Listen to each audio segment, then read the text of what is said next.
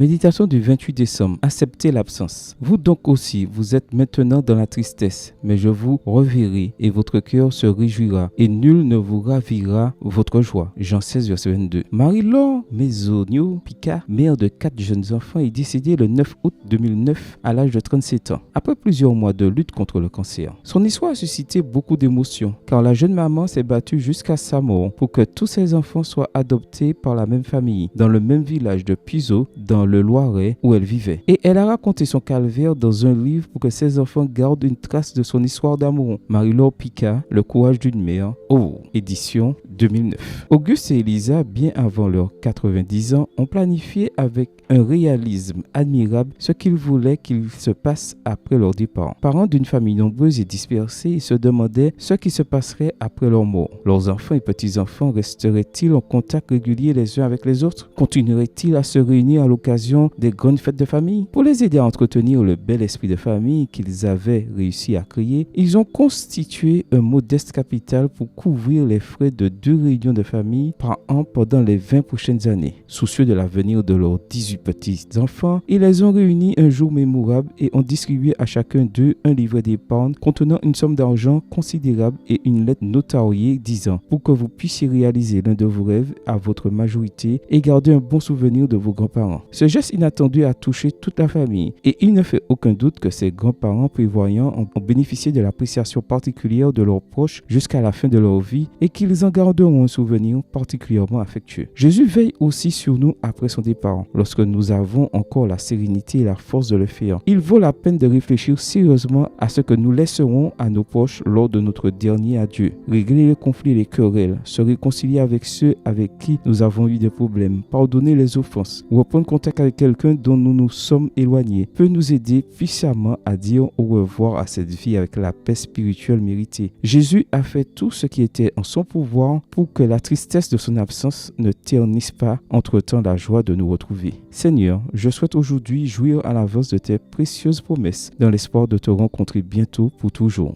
Amen. Bonne journée à vous et que le Seigneur vous bénisse.